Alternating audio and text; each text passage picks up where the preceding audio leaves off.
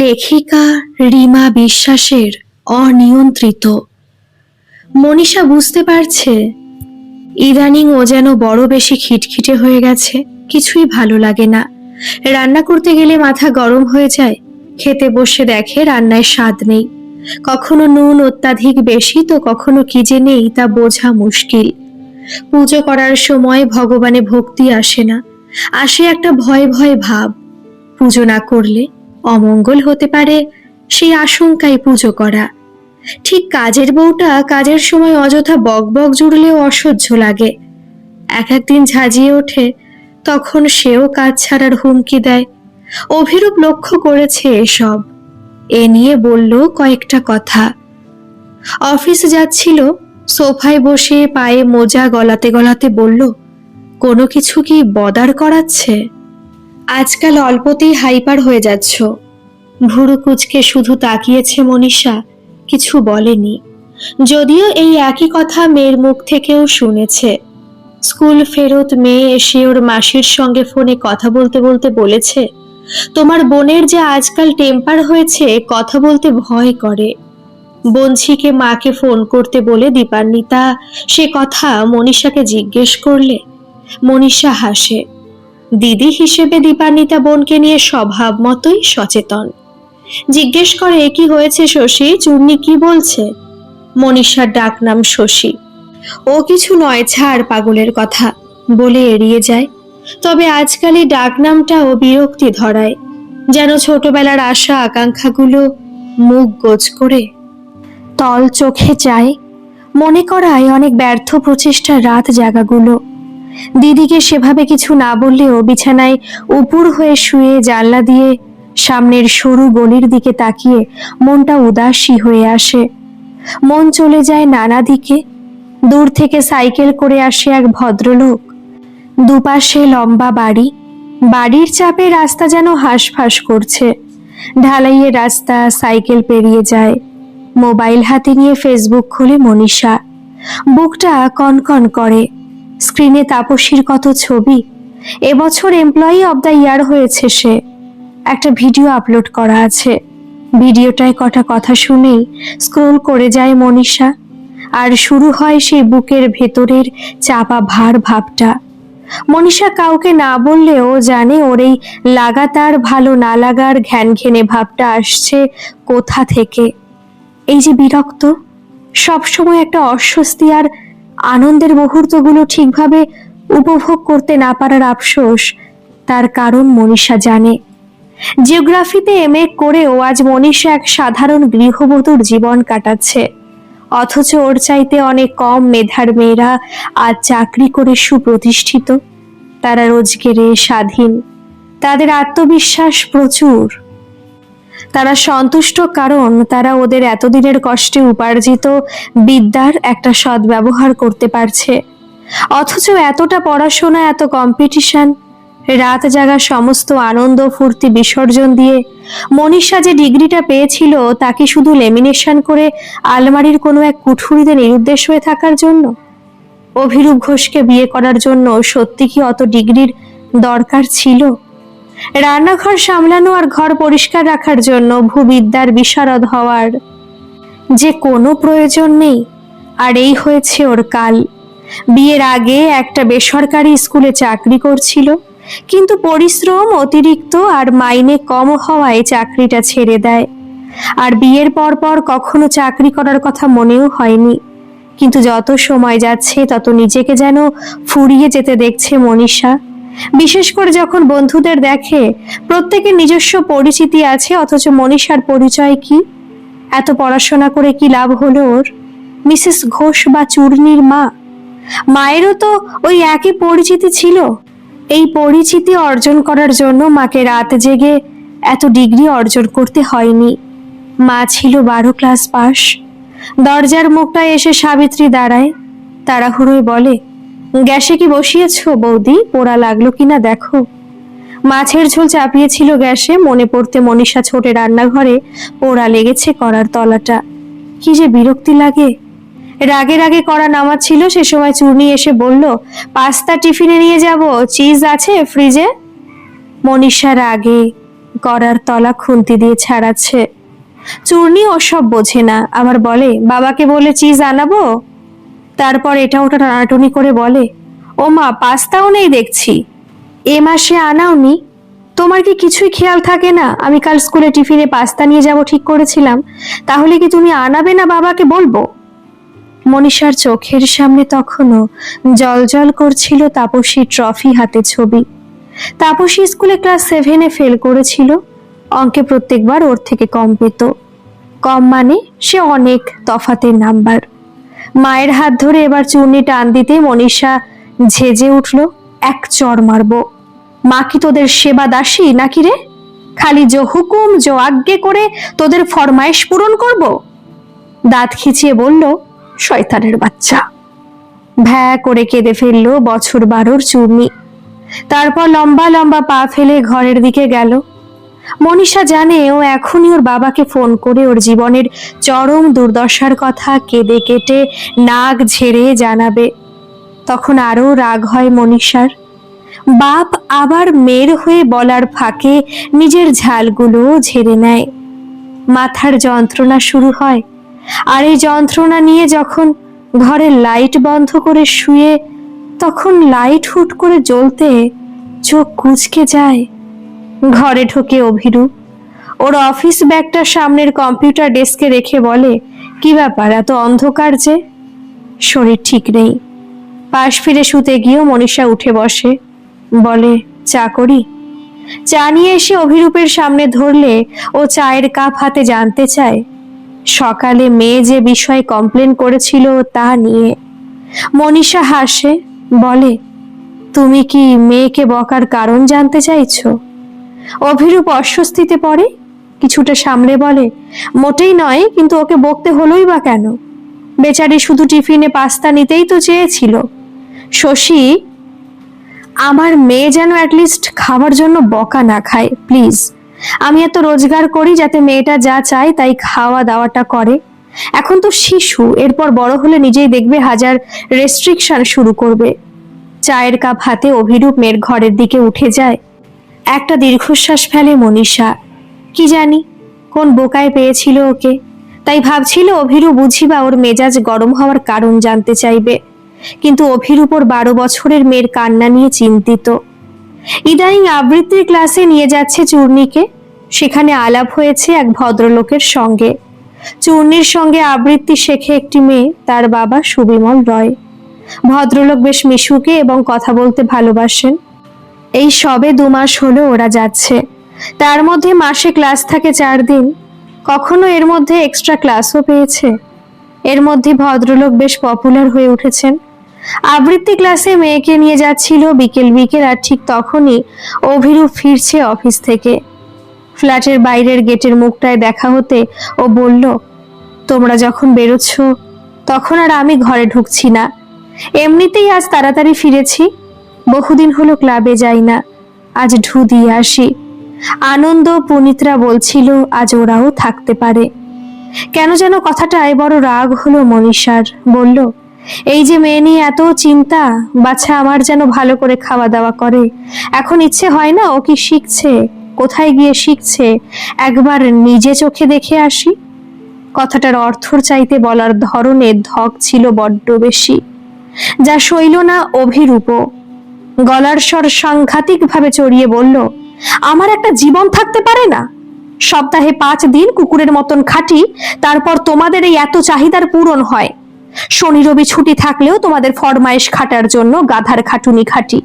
এই লন্ড্রি, এই বাজার দোকান, এই ওষুধ, অমুককে এটা দিয়ে এসো, অমুকের বিল জমা করো, এরপর একটা দিন নিজের মতো করে বাঁচতে পারবো না। এ বক্তব্যে মনীষার ভিতরের আগ্নেয়গিরি যেন লাভা উদ্গীরণ না করে পারে না। ফেটে পড়ে সেও। আমি জীবনে কি পেয়েছি? আমার নিজস্বতা কি আছে?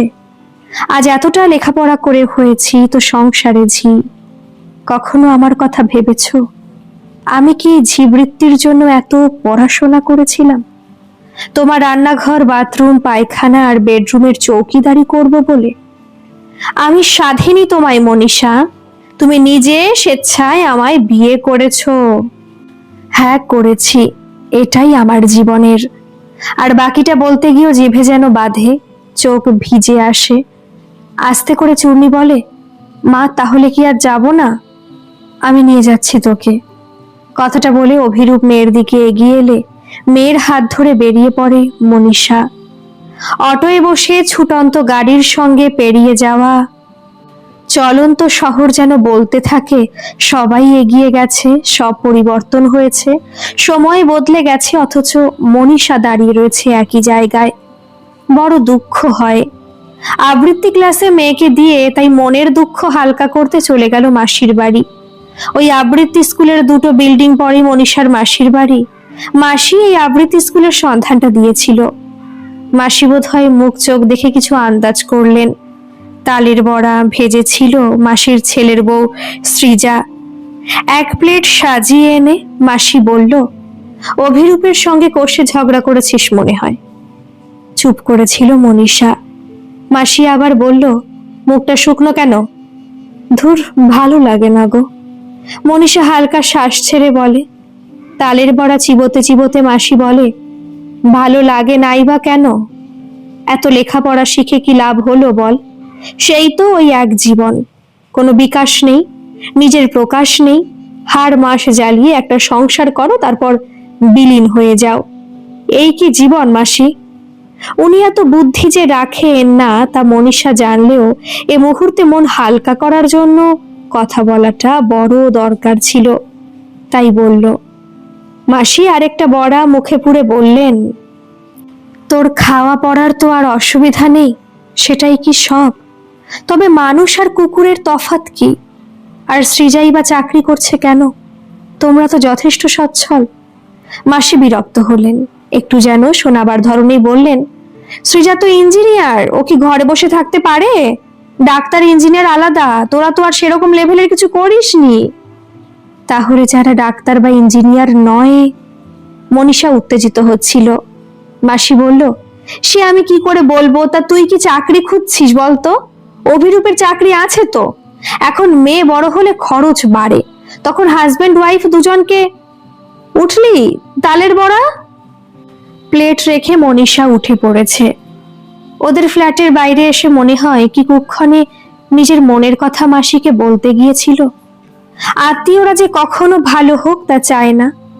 এ কি আবেগের বশে ভুলতে বসেছিল মনীষা? আবৃত্তি স্কুলের বাইরে এসে দাঁড়াতে দেখা হলো সুবিমল রয়ের সঙ্গে। ভদ্রলোকের ছিপছিপে গড়ন, মাথায় ঝাঁকড়া চুল। বেশিরভাগ দিনই গায়ে থাকে একটা গোলাপি রঙের শার্ট আর কালো প্যান্ট। 1 পা 2 পা করে সুবিমল এগিয়ে এলো ওর দিকে। বলল, আজ স্টুডেন্ট কম, জানি না কেন, কিন্তু ভিতরে ম্যাডাম তো দেখছি জোর প্র্যাকটিস করাচ্ছেন। কষ্টে একটু যেন জোর করেই হাসলো মনীষা। সুবিমল বললেন, ওদিকে কোথাও গিয়েছিলেন? মনীষা মাথা দোলায়। ভদ্রলোক আবারও প্রশ্ন করেন, চেনা চেনা কারো বাড়ি না অন্য কাজে?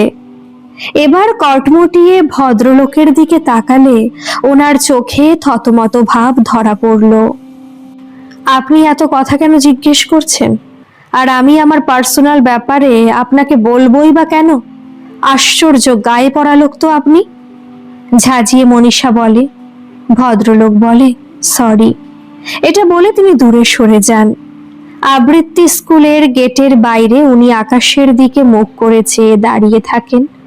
চোখ ঝাপসা হয়ে আসে মনীষার।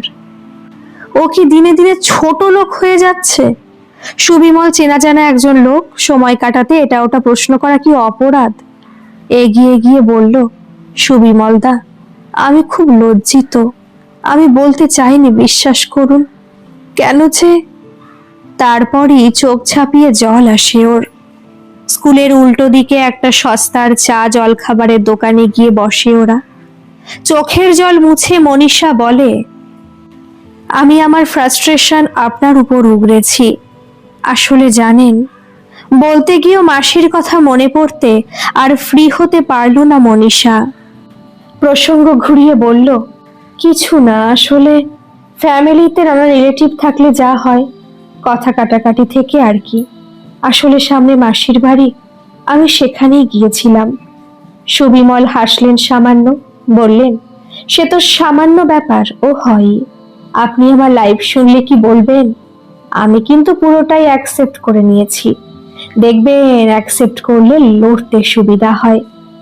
কি অ্যাকসেপ্ট করার কথা বলছেন? যেন মনীষার চুরি না ধরা পড়ে এমন একটা ভয়ে মনীষা জানতে চায়। আমার কোনো চাকরি নেই জানেন, একটা প্রাইভেট ফার্মে চাকরি করতাম, কিন্তু কোম্পানি লোক ছাঁটাই করলো, আমিও পড়লাম সেই তালিকায়। এরপরও বহু জায়গায় অ্যাপ্লাই করেছি কিন্তু হয়নি। যোগ্যতা আমার কম নয়, কিন্তু ম্যাথসে অনার্স গ্রাজুয়েট, কিন্তু চাকরি জুটলো না। এদিকে মেয়ে হয়ে গেছে, বউ আছে, আছে মা বাবা, এতগুলো লোকের দায়িত্ব চালাই কি করে? শেষে টিউশন শুরু করি, ম্যাথস আমার দখলে, ফিজিক্স কেমিস্ট্রিও আমার ভালো, তাই সায়েন্স পড়াতে শুরু করি। একটা দুটো করে এখন দুটো ব্যাচে টোটাল 40 জন পড়াই। এতে হয়তো কখনো কোম্পানির ম্যানেজার, সিইও, জিএম, চেয়ারম্যান এসব হয়ে উঠতে পারবো না, কিন্তু আমার কাঁধে ঈশ্বর যে দায়িত্বগুলো চাপিয়েছে সেগুলো ঠিক করে বইতে তো পারবো। আপনি বেকার বসে তো নেই দাদা, অনেক বড় কাজ করছেন। কিন্তু আমার মতন ধরুন যারা আছে, যারা শিক্ষিত হয়েও শিক্ষার প্রয়োগ করতে পারলো না, একটা অশিক্ষিত মানুষের জীবনযাপন করলো, তাদের আপনি কিভাবে সান্ত্বনা দেবেন বলুন? তাদের জীবন কিন্তু একেবারে ফাঁকা, বিশেষত আজকের দিনে, নয় কি? কিন্তু বোন, আপনার মতে শিক্ষা বা শিক্ষিত হওয়ার অর্থ কি শুধুই একটা পজিশন আর টাকা রোজগার? এর বাইরে কি কোনো দায়িত্ব থাকতে নেই?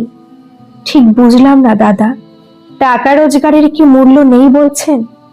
অবশ্যই আছে, নইলে আর আমি এত কথা বলবো কেন? কিন্তু টাকা তো মোটেও রোজগার করে। আবার কিছু মনে করবেন না বেশ সাহ, তাই টাকা রোজগারের সঙ্গে শিক্ষার সম্পর্কটা আমি মেনে নিতে পারি না। শিক্ষা মানে প্রসার, অগ্রগতি। আপনি একজন শিক্ষিত মানুষ, কিন্তু তখন হবেন না যখন আপনার হাতে একটা জলজলে ডিগ্রি থাকবে। আপনি তখনই শিক্ষিত হবেন যখন আপনার মনে উদারতা আসবে, আপনি কুসংস্কার মুক্ত হবেন, আপনার ভিতর ঠিক ভুল বিচার করার ক্ষমতা হবে।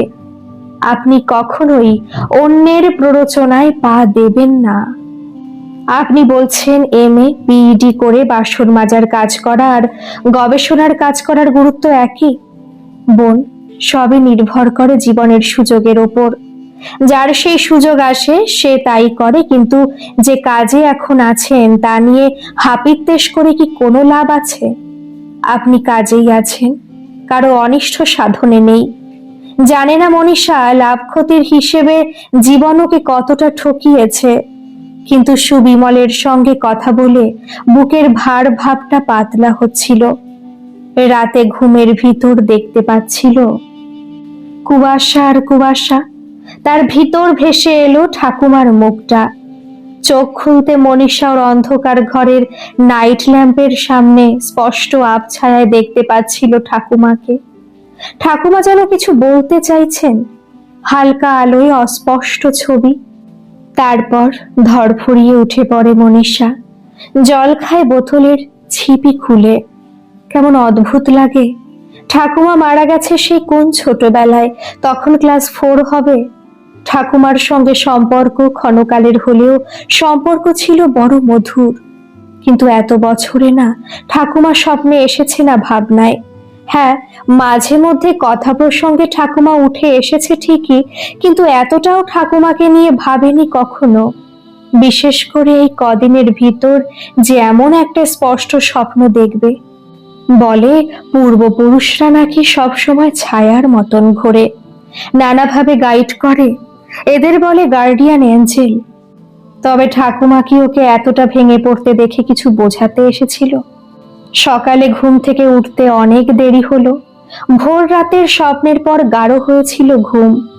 রান্নাঘরে গিয়ে চায়ের জল বসিয়েছে, ঘুমের ঘোরে ফ্রিজ খুলতে যাবে তখনই হঠাৎ যেন মনে হলো চোখের সামনে সবকিছু মুহূর্তে কেঁপে উঠল। ফ্রিজ ধরে চোখ বুজে দাঁড়িয়ে পড়ে মনীষা। আর কিছুক্ষণের মধ্যে চোখের সামনেটা সাদা হয়ে আসে, আর তারপর দেখে ওদের ফ্ল্যাট ধসে পড়ছে। ভয়ঙ্কর আওয়াজ, ধুলো আর ধোঁয়া, সবাই এলোমেলো ভাবে দৌড়চ্ছে। চোখ খুলে অদ্ভুত লাগে, শরীর আনচান করে ওঠে, মাথাটা কেমন যেন করছে। ঘরে গিয়ে অভিরূপকে ঠেলে তুলে বলল সে কথা। ও বিরক্ত হলো প্রথমটা, তারপর বাথরুম থেকে ফিরে এসে সোফায় মুখ গোজ করে বসে থেকে বলল, আজ অফিস ছুটি নিচ্ছি, ইউ নিড এ ডক্টর। ভয়ে ওর পাশে বসে পড়ল মনীষা। আমি কি পাগল হয়ে যাচ্ছি অভিরূপ? ওর কাঁধে হাত রেখে অভিরূপ বলল, আগে ডাক্তার দেখাই, তারপর নয় অত চিন্তা করা যাবে। চূর্ণীকে স্কুলে পৌঁছে ওরাও বেরিয়ে পড়ল নার্সিং হোম। অভিরূপের এক অফিস কলিগ তার কাজের স্ট্রেস দূর করতে একজন মনোবিদের কাছে যায়, সেই ঠিকানা দিয়েছে। গাড়িতে উঠে ভয়ে ভয়ে মনীষা তাকালো অভিরূপের দিকে। আর যদি সত্যি হয় যা দেখলাম। ছোট্ট শ্বাস ফেলে অভিরূপ বলল, তা কি করে হবে মনীষা, এটা। আর কথা বাড়ালো না অভিরূপ। নার্সিং হোমের ওয়েটিং সেকশনে বসে জায়ান্ট স্ক্রিনে দেখছিল বাংলার নিউজ। ডক্টর ডাকলে ওরা ভিতরে গেল। সমস্যার কথা শুনে ডক্টর তপজ্যোতি হাসলেন। অনেক সময় ইলিউশনস হয়, অতিরিক্ত স্ট্রেস চিন্তা থেকে হয়। ইদানিং কি কোনো সমস্যার ভিতর দিয়ে যাচ্ছিলেন? অভিরূপ উত্তর দিল, হ্যাঁ, ওর কিছুদিন ধরে নিজের এডুকেশন নিয়ে একটা ডিসস্যাটিসফ্যাকশন চলছিল। খালি হাপিত্যেশ, আমার কেন কিছু হলো না। কে বলল হলো না? আপনি একটা মেয়ের মা, ওকে এমন ভাবে তৈরি করুন যাতে ওর এই সমাজে কোনো অবদান রয়ে যায়। একজন শিক্ষিত মায়ের এই সমাজের প্রতি অনেক কর্তব্য থাকে, সেটা পালন করুন। তাছাড়াও আপনি অনেক আন্ডার প্রিভিলেজড মেয়েদের পাশে দাঁড়াতে পারেন। আমি এরকম কয়েকটা সংস্থার সঙ্গে যুক্ত আছি। তখন দেখবেন কত মানুষ কত কিছু থেকে বঞ্চিত, তখন নিজেকে লাকি মনে হবে। কথার মাঝেই ফোন বেজে উঠল অভিরূপের। ডক্টর তপজ্যোতি বিরক্ত হয়ে তাকালেন। অভিরূপ ফোন কেটে দিল। মুহূর্তে আবার বেজে উঠল ফোন।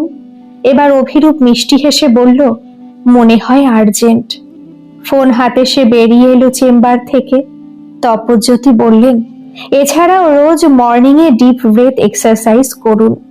ভোরে উঠে হাঁটুন, ফ্ল্যাটের ক্যাম্পাসের ভিতর হাঁটুন, একটু প্রকৃতির সঙ্গে মিশে যান। একঘেয়ে জীবন আমাদের ফ্রাস্ট্রেশন আনে। আমারও তো এক এক সময় মনে হয় সারাদিন রুগী দেখে আর কি করলাম, এই জন্য কি পৃথিবীতে এসেছিলাম? নতুনত্ব কিছু তো আনতে পারলাম না এই পৃথিবীতে। কথার মাঝে দরজা শব্দ করে খুলে চেম্বারে ঢুকলো অভিরূপ। চোখ মুখে বিস্ময় আর আতঙ্ক।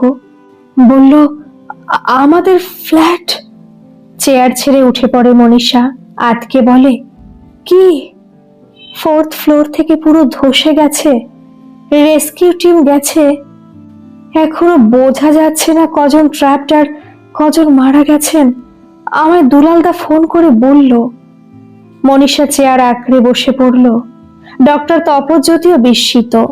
অভিরূপ বলল, চূর্ণীর স্কুলে যেতে হয় এক্ষুনি। চূর্ণী স্কুলে ছিল তাই সে অক্ষত, বাকি সবই ধ্বংস প্রায়। 2 জন মারা গেছেন, 13 জন গুরুতর আহত। অভিরূপ ওর হাত ধরে রয়েছে। আমার মনে হয় তোমার মধ্যে কোনো এক্সট্রা অর্ডিনারি পাওয়ার এসে গেছে, 6th সেন্স যাকে বলে। তুমি আগাম বিপদ টের পাচ্ছ। বুক ধড়ফড় করে উঠল মনীষার। এ কেমন অক্ষম ক্ষমতা! একটা আতঙ্ক বহুদিন বুকে চেপে থাকে, যদিও সময় কখনোই থেমে থাকে না। নতুন জায়গা খুঁজতে হয় জীবন ধারণের জন্য।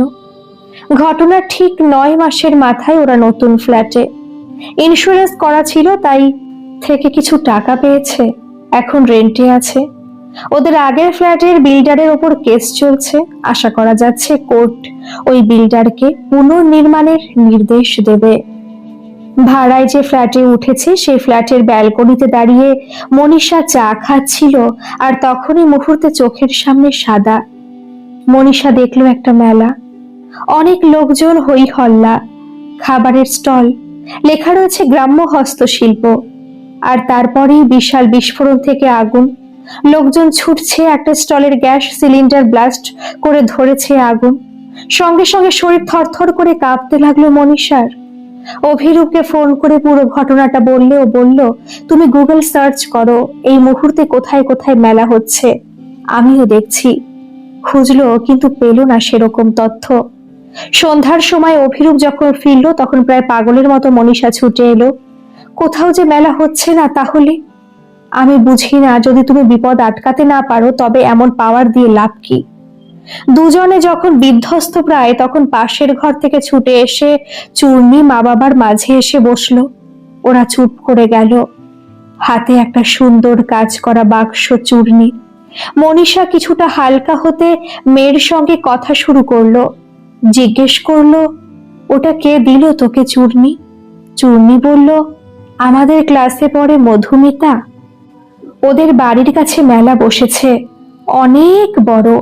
মা যাবে? নাগরদোলাও এসেছে। আমি কখনো নাগরদোলায় উঠিনি। আজকে মনীষা তাকায় অভিরূপের দিকে। দেরি না করে সঙ্গে সঙ্গে ওরা তিনজন বেরিয়ে পড়ে।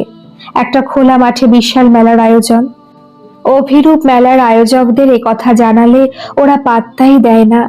হেসে কান চুলকে এক মোটা সোটা গোছের ভদ্রলোক বলে, এ কি রিল বানানোর নতুন ট্রেন্ড নাকি দাদা? আরেকজন বলে, ভাইরাল হওয়ার জন্য লোকে কত কি না করে। মনীষাও অনেক বোঝালো কিন্তু ওরা শুনতে নারাজ। তা কি করব দিদি, সব স্টোভের পেছনে একটা লোক দাঁড় করিয়ে রাখবো, জলের ট্যাঙ্ক সমেত? তারপর হাসিতে ফেটে পড়ে ওরা। মনীষা পাগলের মতো একে ওকে বলতে লাগলো, এখানে থাকবেন না, চলে যান, এ জায়গা সুরক্ষিত নয়, আগুন লাগার ভয় আছে। কেউ শুনলো না ওর কথা।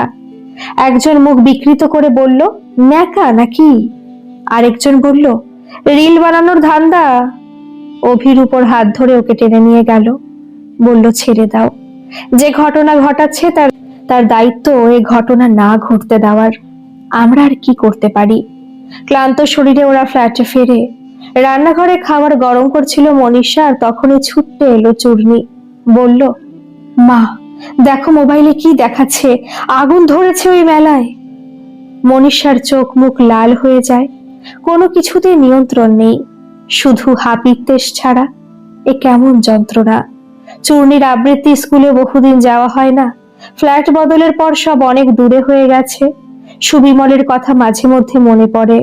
এর মধ্যে যদিও দেখা হয়নি, কিন্তু বাজারে গিয়ে সুবিমলের সঙ্গে দেখা হয়ে গেল হুট করেই। মাছের দোকানের সামনে দাঁড়িয়ে সুবিমল। মনীষাকে দেখে তেমন প্রসন্ন হলো না যেন। সে আগের মতন আন্তরিক হাসিটা নেই। তবু ওর কাছে গিয়ে মনীষা জিজ্ঞেস করলো, ভালো আছেন দাদা? বহুদিন বাদে দেখা হলো। কাছ থেকে দেখে মনে হলো সুবিমলের শরীর ভেঙেছে। জিজ্ঞেস করলো সে কথা, দাদার শরীর ভালো তো? একটা দীর্ঘশ্বাস ফেলে সুবিমল বলল, টিউশন আর করাই না, একটা চাকরি পেয়েছিলাম পুনেতে, কিছুদিন করে আর চালাতে পারলাম না। থাকা খাওয়ার খুব কষ্ট। এখন ভাবছি আবার করে কি করা যায়। এদিকে সংসারে খরচ তো কম নয়। আপাতত স্ত্রী এটা ওটা করে সংসার চালাচ্ছে। খবরটায় খারাপ লাগলো। সুবিমলের সঙ্গে কথা সেরে যখন পিছন ফিরল তখন মুহূর্তে চোখের সামনে সাদা হয়ে গেল। সঙ্গে সঙ্গে বুক ফাঁকা হয়ে গেল মনীষার। আবার কি দেখবে ও? মনীষা এবার দেখতে পেল সুবিমল ওর চোখে চোখ রেখে দাঁড়িয়ে। বুকটা ধক করে উঠল মুহূর্তে। পিছন ফিরে দেখল সুবিমল ওর দিকেই তাকিয়ে। ধীরে ধীরে সুবিমল এগিয়ে এসে বলল, গেল মাসে আমি পুনেতেই একটা রোড অ্যাক্সিডেন্টে। সামনে সব অদৃশ্য, কেউ নেই। কোথায় সুবিমল? মাথা ঘুরছিল মনীষার। কোন রকমে বাজার থেকে বেরিয়ে অটো ধরতে কেউ যেন বলল সুকান্ত সরণি। অটো চালককে মুখেও তাই বলল মনীষা। কিন্তু সুকান্ত সরণি কেন? কে থাকে ওখানে? অটো থেকে নেমে সোজা রাস্তা ধরে কিছুটা এগোতে একদল ছেলেকে বলতে শুনল, সুবিমলদার মতন কেউ পড়াতে পারবে না। সব ছেলে মেয়ে কি ভালো রেজাল্ট করতো? ওদের কাছে গিয়ে মনীষা জিজ্ঞেস করলো, এখানে সুবিমলদার বাড়ি কোথায় বলতে পারেন? ছেলেগুলো বাড়ি দেখিয়ে দিল। কাছেই, রাস্তার বাঁকের গলির দ্বিতীয় বাড়িটা। একতলা বাড়ির গেট খুলে ঢুকতে সুবিমল বাবুর স্ত্রী অচেনা চোখে তাকালেন। মনীষা পরিচয় দিয়ে সুবিমল বাবুর খোঁজ নিলে উনি বললেন 1 মাস হলো উনি আমাদের মধ্যে আর নেই। পুনেতে একটা চাকরি পেলেন, ভালোই করছিলেন, যদিও থাকা খাওয়ার বড় অসুবিধা হচ্ছিল। এর মধ্যে রাস্তায় একটা বাইক অ্যাক্সিডেন্টে একেবারে মাথায় চোট লেগে শেষ। সুবিমলের মা বললেন, আমাদের নিয়ন্ত্রণে কি আর কিছু আছে গো, যেমন চালাই তেমন চলি। ব্যাগ থেকে 1002 টাকা বের করে মনীষা এগিয়ে দেয়। আমি বোন হিসেবে যদি দাদার জন্য কিছু দিই। কতবার দেবে মা? আমার বৌমা এখানে একটা ব্যাংকে পিয়নের চাকরি পেয়েছে। নাতনিটা তো অনেক ছোট, বৌমার সংসার টেনে টুনে চালিয়ে নেবে হয়তো, কিন্তু মানুষের পাশে দাঁড়াতে যদি চাও তবে দরকারে ডাকলে একটু এসো মা। টাকার সঙ্গে লোক বলেরও বড় দরকার বাঁচতে গেলে, এও অনেক সাহায্য হবে। মনীষা দীর্ঘশ্বাস ফেলে উঠে আসে। সুবিমলের বাড়ি থেকে বেরিয়ে সব জুড়তে চায়। ওর বিচলিত মনই কি এত কিছুর সামনে এনে দাঁড় করালো, নাকি এই কোনো দূর জগতে বসে থাকা ওর ঠাকুমা এ জগৎ সম্পর্কে ওকে বোঝাতে চাইছিল কিছু, যা নিয়ন্ত্রণে নেই তা নিয়ে না ভেবে যা নিয়ন্ত্রণে আছে তাতে মনোযোগী হওয়ার বার্তা। মনীষা যদিও আর ওই আগাম সংকেত দেখতে চায় না, ও সব কথা মাথায় এলেই ও অন্যদিকে মন সরাতে চায়, কিন্তু চোখের সামনে যে আবার মুহূর্তে সাদা, বুক ধক করে ওঠে। আবার কি দেখবে? এবার কিন্তু মনীষা দেখতে পায় সুবিমলের একটা হাসি ভরা মুখ। আজকের এই গল্পটি আপনাদের কেমন লাগলো অবশ্যই কিন্তু কমেন্ট করে জানাবেন, আর ভালো লাগলে একটা সাবস্ক্রাইব করে আমার পাশে থাকবেন। ধন্যবাদ।